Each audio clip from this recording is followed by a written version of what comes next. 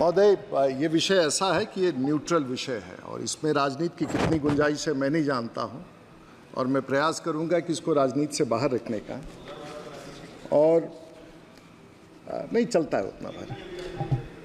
और सबसे पहले मैं सोच रहा था कि भाई ये ओलंपिक्स हम लोग कहते रहते हैं, ये शब्द आया कहाँ से? तो इसमें भी ईश्वर की प्रेरणा है। और पता चला कि एक ग्रीस में एक जियस गॉडेस थी और वो और क्वीन ऑफ गॉडेस कहलाती थी, और उनके स्मरण में, उनकी स्मृति में वहाँ हर 4 साल पर खेल होता था, और वहीं से ये शब्द उभर के आया।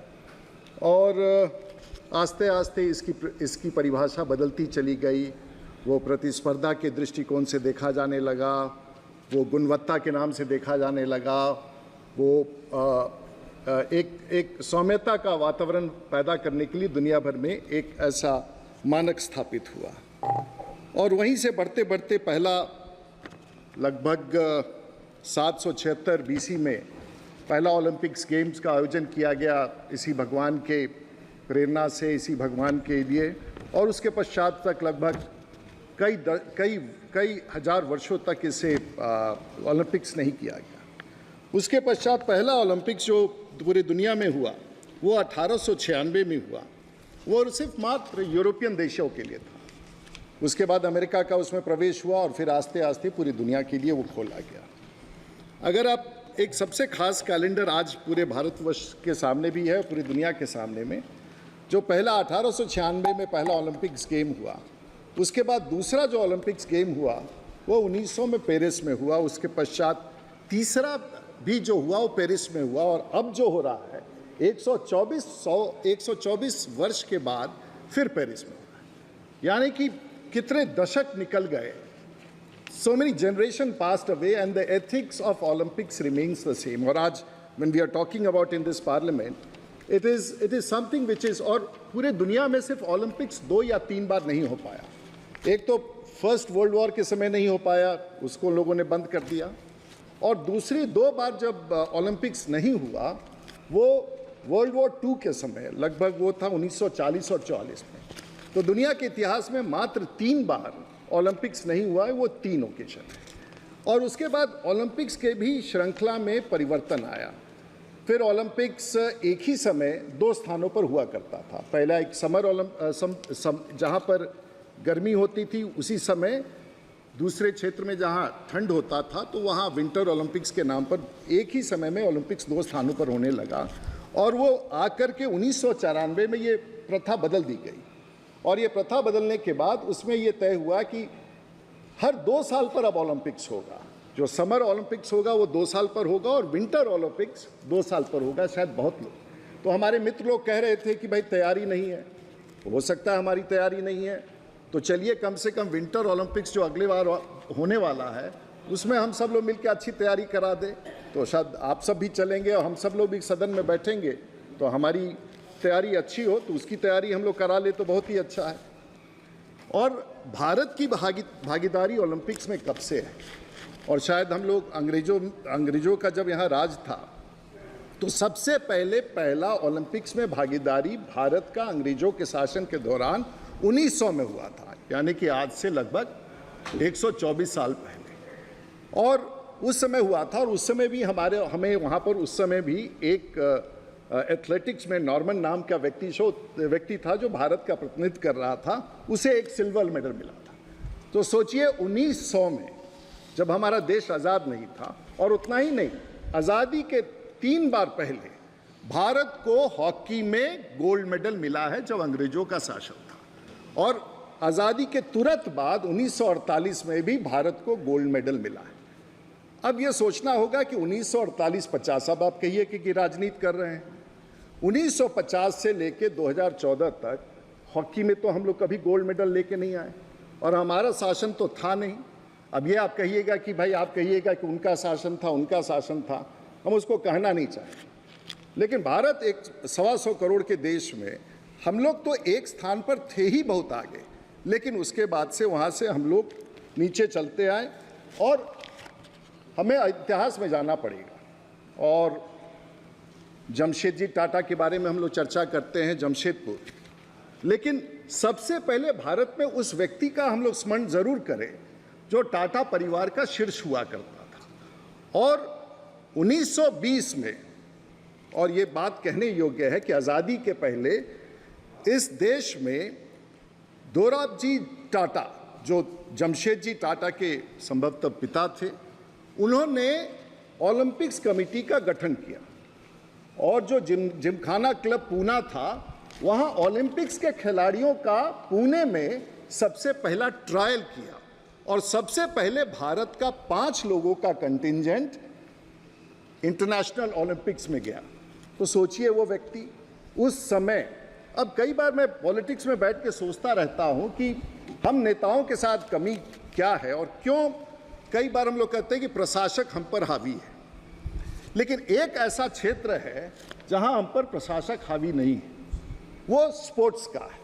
और जितनी ओलंपिक्स एसोसिएशन है, जितनी स्पोर्ट्स एसोसिएशन है, ये किसी अधिकारी के हाथ में नहीं है, ये सब नेताओं के हाथ में। हमारे आपके जैसे लोग जो स्पोर्ट्स एसोसिएशन से जुड़े हैं, तो कम से कम एक, और यही कारण होता है कि कई बार पॉलिटिक्स में हम लोग पीछे छूट जाते हैं और हमारी डिपेंडेंसी वैसे लोगों पर, ब्यूरोक्रेसी पर बढ़ जाती है जब हम परफॉर्म नहीं कर पाते हैं। और यही मूल कारण है कि आज जब हम स्पोर्ट्स को देखते हैं तो एक दूसरे पर आरोप कि आपके सरकार क्या कर रही है, उसको ये करना चाहिए, तो एक क्षेत्र तो नेताओं के हाथ में है और हम नेताओं के ऊपर स्पोर्ट्स को बढ़ावा देने की सबसे बड़ी जिम्मेवारी है। और सबसे बड़ा स्पोर्ट्स ओलंपिक्स तो हम लोग करके अभी आए हैं, जो इस चुनाव में आए हैं। तो हम सब लोग, अब आप उठा के देखिए, कोई गुजरात से है, कोई सूरत से है, कोई पौंडीचेरी से है, कोई अमृतसर से है, कोई दमन दीव से है, कोई केरला से है, कोई लक्षद्वीप से है, कोई कोल्लम से है। हम सब पूरे भारतवर्ष में ओलंपिक्स करके आए हैं, सब अपने अपने तरीके से। मैं ना मैं इनका भाषा जानता हूँ, ना मैं तेलुगु बोल सकता हूँ, ना मैं मलयालम बोल सकता हूँ, ना मैं गुजराती बोल सकता हूँ, ना मैं बंगाली बोल सकता हूँ, ना आप भोजपुरी बोल सकते हैं, ना आप मिथिल बोल सकते हैं। हम सब, और दुनिया का एक ही प्लेटफॉर्म है। और सबसे बड़ा ओलंपिक्स का भारत में जो राजनीतिक प्लेटफॉर्म है वो भारत का इंडियन पार्लियामेंट है। और इस पार्लियामेंट में शायद लोग समझ ना पाए, लेकिन जिसकी भाषा अलग हो, जिसकी बोली अलग हो, जिसका रहन सहन अलग हो, जिसका पारिवारिक परिवेश अलग हो, वो सब पूरा भारत आके यहाँ बैठता है। और ये पूरा भारत जो एक 125 करोड़ का, ऐसा प्लेटफॉर्म दुनिया में कहीं नहीं होगा जहाँ 125 करोड़ के रिप्रेजेंटेटिव जो एक दूसरे, आप कन्नड़ बोलते हैं, आप तेलुगु बोलते हैं, आप गुजराती बोलते हैं, आपका खान पान अलग है, लेकिन हम सब एक दूसरे की बात सुनने यहाँ पे। और अगर ये प्लेटफॉर्म हमारे बीच में से एथलीट्स नहीं तैयार करके ओलंपिक्स खेलों में पहुंचा सके तो शायद चिंता का विषय है और उस पर हम सब लोगों को विचार करना चाहिए। महोदय, मैंने कहा था कि पहले भी मैंने आपको बताया कि कई सारे ऐसे विषय हैं कि स्पोर्ट्स के मामले में हम सब लोगों के बीच में राजनीति कुछ अधिक है। और 1948 में जब हमें आज़ादी मिला तो उस समय हम लगभग पहली बार जब हमारा कंटिंजेंट गया तो 86 लोगों का कंटिंजेंट गया। उसमें एथलेटिक्स था, बॉक्सिंग था, साइकिलिंग था, हॉकी था, फुटबॉल था, स्विमिंग था, वाटर पोलो था। तब इस देश में इतने सारे स्पोर्ट्स थे, लेकिन उसके बाद भी हम उसको गति नहीं दे पाए। थोड़ा चिंता ज़रूर होगा और हम सब लोगों को कुछ आंकड़े अपने पास रखने चाहिए, क्योंकि हम सब बच्चों के बीच में बैठते हैं, स्कूल कॉलेज में जाते हैं, तो प्रेरणा देने के लिए बातें तो कहनी ही पड़ेगी, उत्साह तो बढ़ाना ही होगा। तो अब ये उसको अदरवाइज मत लीजिएगा। हमारी सरकार लगभग 10 साल और 5 साल और आगे न जाने कितने वर्ष रहेगी। हम लोगों ने आज़ादी के बाद से आज तक लेके मात्र 26 मेडल जीते हैं और 2014 के बाद 9। मैं नहीं कहता हूं कि बहुत बढ़िया है, लेकिन समकक्ष रूप से हमारे देश में स्पोर्ट्स का विस्तार हो रहा है और हमारी खिलाड़ी अच्छा भी कर रहे हैं। लेकिन हम सब लोगों को याद रख करके कहीं ना कहीं तुलना भी करना पड़ेगा, और वो तुलना इस प्रकार से है कि जमाइका, जिसकी आबादी 28 लाख है, वो लगभग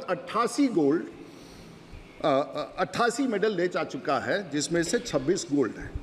इथियोपिया, जिसकी आबादी 126 मिलियन है, हमारे बिहार से भी छोटा देश है, वहाँ लगभग 58 मेडल्स, गोल्ड 23। साउथ अफ्रीका, जिसकी आबादी 60 मिलियन है, हमारे जिला से दुगुने साइज का होगा बिहार में अगर सारण जिला से दुगना किया जाए।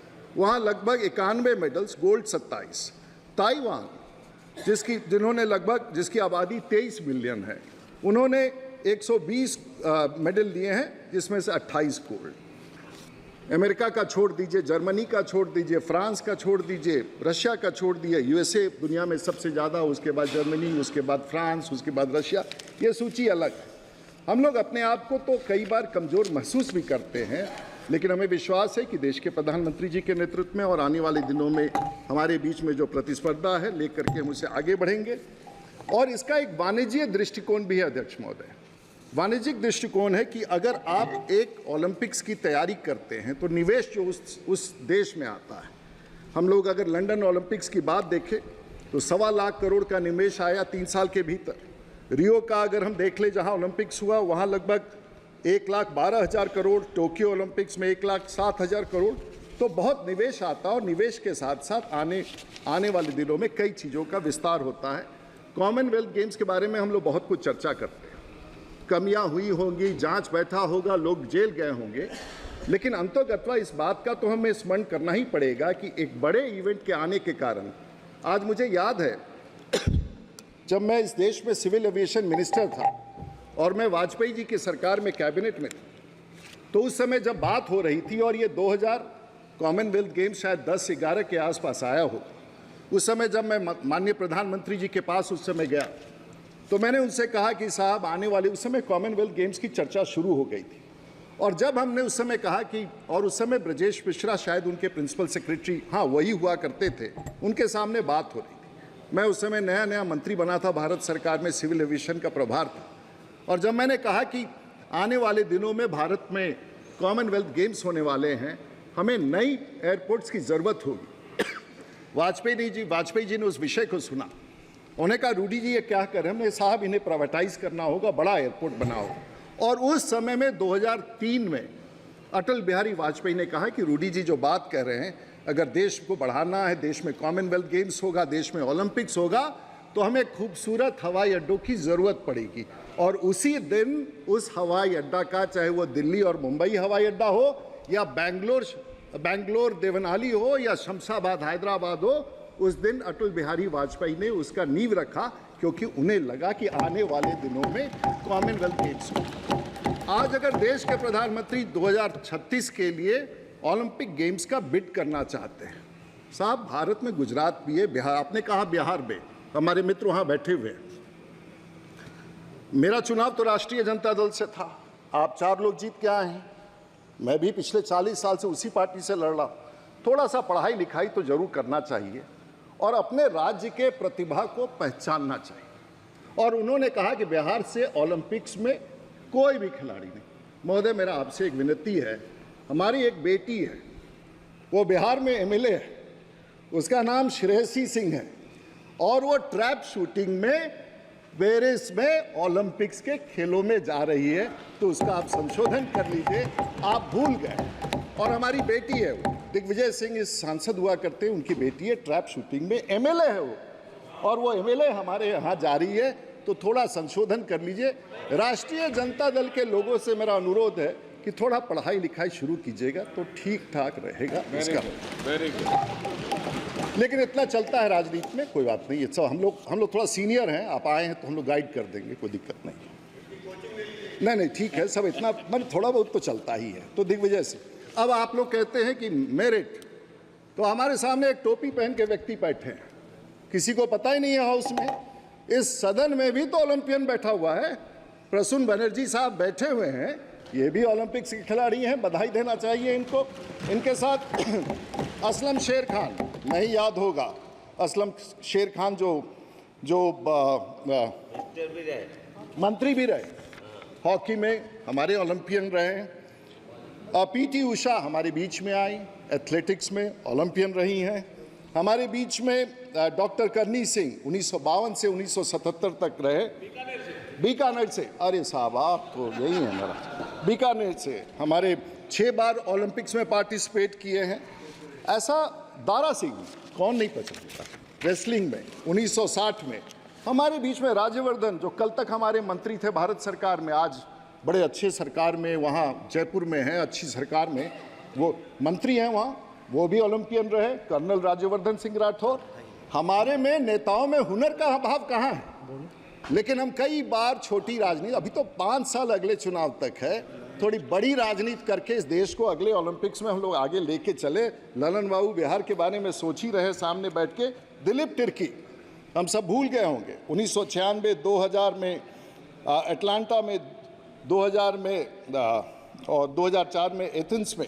ये सब लोग ऐसे हैं जिन लोगों ने, अब कई बार राजनीतिक रूप से विश्लेषण किया जाए, आप आरोप लगा देते हो कि भाई दौड़ते क्यों नहीं हो, आप ओलंपिक्स में बहुत आगे क्यों नहीं। भाई 40-50 साल तो तुमने मेरे पैर पर तो वो जंजीर बांध के रखा हुआ था। अब हमने खोला है 10 साल में, दौड़ने में थोड़ा सा समय लगता है, तेज गति से हम लोग।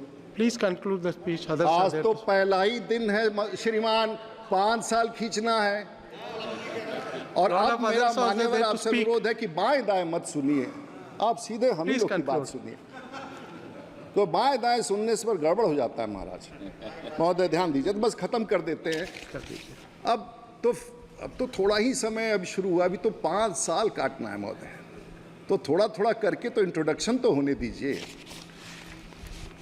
तो अधिक नहीं समय लेना चाहूँगा अध्यक्ष महोदय। मैं कहूँगा ये सदन अपने आप में एक ऐसा सदन है जहाँ हम सब लोग बहुत मेहनत के बाद, बहुत ईश्वर की कृपा होती है, असीम कृपा होती है, जनता की कृपा होती है, हम सब आगे आके बैठते हैं। लगभग 250 पौने 300 ऐसे सदस्य थे जो हमारे साथ बैठते थे। क्योंकि राजनीति महोदय इसलिए बोलना जरूरी है कि बाकी सब चीज़ों में फेयरवेल होता है। अफसर रिटायर करते हैं तो फेयरवेल होता है, आप टीचर रिटायर करते हैं तो फेयरवेल होता है। पॉलिटिक्स ऐसा जगह है जहां यहाँ हारे आप, दोबारा आपका दर्शन नहीं हो पाएगा, आपका फेयरवेल नहीं होता है। कैबिनेट मिनिस्टर जो हार के चले गए, जो कल तक आगे बैठते थे, जो वहाँ माननीय सांसद वरिष्ठ लोग थे, वो हार के चले गए। यहाँ किसी का फेयरवेल नहीं होता है। तो जिस सदन में महोदय फेयरवेल नहीं होता है, उसमें कम से कम बोलने की पूरी अनुमति तो दे के रखिए। हाँ, अब माइग्रेशन थोड़ा बहुत होता है लोकसभा राज्यसभा में, लेकिन फेयरवेल नहीं होता है पॉलिटिक्स में समाप्त होता है। चीफ मिनिस्टर होते हैं, उसके बाद जीरो हो जाते हैं, और कोई फेयरवेल नहीं होता है। तो अधिकारियों से हम लोग की तुलना जब होती है तो मार्जिन बड़ा कम होता है, हम ये नहीं कहते, लेकिन जिसका फेयरवेल नहीं होता है उसकी मान्यता अधिक होती है। क्योंकि हम बड़ा रिस्क लेके आते हैं, हम लोग बड़े मेहनत करके 5-5 साल 10-10 साल गांव देहात में उन शब्दों को सुन करके। अभी हमने अपने यहाँ एक कंपटीशन कराया, देश का पहला, मेरे यहाँ देश का सबसे सुंदर तालाब है, उसको सजाया और उसमें ग्रामीण क्षेत्र का तैराकी प्रतियोगिता कराया। हमारे तो स्विमर्स वहाँ दिखाई दे रहे थे, हुनर तो वहाँ दिखाई दे रहा था, लेकिन 0.1% अगर हम लोग पैसा खर्च करेंगे, पैसे का अभाव है, 100 वर्ष सरकार की कमिटमेंट्स हैं, लेकिन फिर भी हम विश्वास दिलाते हैं कि भारत की सरकार और हमारे मंत्रिमंडल और हमारे देश के प्रधानमंत्री 2034 की तैयारी है।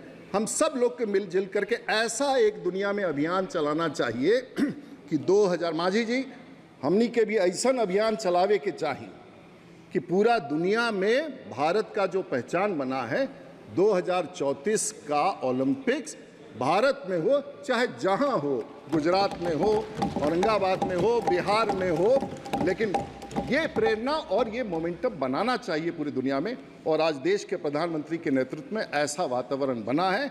हम सभी सांसदों को खेल के मामले में आगे बढ़ चढ़ करके इस देश के उस गौरव को प्राप्त करने के लिए 2034 में हम लोग कितने लोग यहाँ रहेंगे कोई गारंटी नहीं है, लेकिन आज हम योजना बनाएंगे और 2034 का बिड लेंगे तो शायद ये आपकी बात और हमारी बात आने वाले तैयारी की गौरव बढ़ा सकेगी। इन्हीं शब्दों के साथ मैं आपका आभार व्यक्त करता हूँ। धन्यवाद।